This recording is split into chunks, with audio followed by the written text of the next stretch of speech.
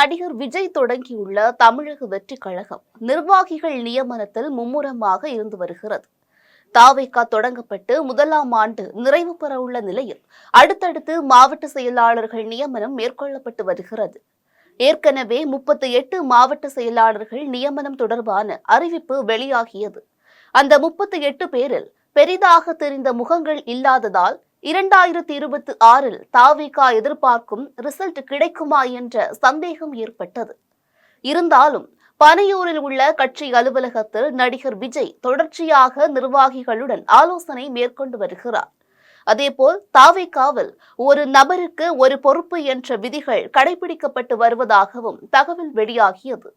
மாவட்ட செயலாளர்களாக இருப்பவர்கள் சிலர் பல்வேறு அணிகளின் மாநில தலைவர் பொறுப்பு கேட்பதாக கூறப்படுகிறது. ஆனால் நடிகர் விஜய் மற்றும் பொதுச் செயலாளர் ஆனந்த் இருவரும் ஒரு நபருக்கு ஒரு பதவி என்பதில் உறுதியாக இருக்கின்றனர். இந்த நிலையில் மாற்றுக் கட்சிகளை சேர்ந்த நிர்வாகிகள் பலரையும் தாவேகாவில் இணைக்கும் பணியும் இன்னொரு பக்கம் நடைபெற்று வந்தது. அந்த வகையில் சில நாட்களுக்கு முன்பு விசிகாவில் இருந்து விலகிய ஆதவ் அர்ஜுனா நடிகர் விஜயை சந்தித்திருந்தார்.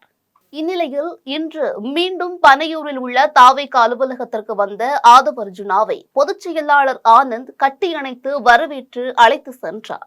அதேபோல் அதிமுகவின் ஐடி விங் நிர்வாகி சி.டி. நிர்மல்குமாரும் பனையூர் அலுவலகம் வந்தார்.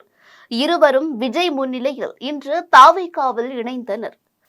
இவர்களுடன் நாம் தமிழர் கட்சியின் முக்கிய நிர்வாகியான காளியம்மாள் தாவேகாவில் இணைய உள்ளதாக தகவல் வெளியாகியது. கடந்த சில மாதங்களாகவே சீமான் மற்றும் காளியம்மாள் இருவருக்கும் இடையில் கருத்து வேறுபாடுகள் எழுந்துள்ளது. இது தொடர்பான ஆடியோக்களும் வெளியாகி நாம் தமிழர் கட்சி தொண்டர்களிடையே அதிர்ச்சியை ஏற்படுத்தியது. இதனால் காளியம்மாள் நாத்தாக்காவில் இருந்து விலகி மாற்றுக் கட்சிக்கு செல்ல வாய்ப்பிருப்பதாக கூறப்பட்டது. இதனால் அவர் பெரும்பாலும் விஜய் தொடங்கிய தாவேகாவுடன் இணைவார் என்று கூறப்பட்டது.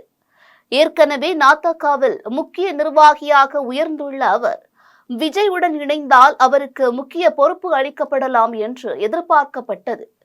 இந்த நிலையில் தாம் தாவேகாவில் இணையவில்லை என்று காளியம்மாள் மறுப்பு தெரிவித்துள்ளார். ஆனால் யூடியூபர் ராஜ்மோகன் தாவேகாவில் இணைவது உறுதியாகியுள்ளது. பிரபல யூடியூப் சேனலில் பணியாற்றி வந்த அவர் சிறந்த பேச்சாளராக மற்றும் துணை நடிகராக வலம் வருகிறார்.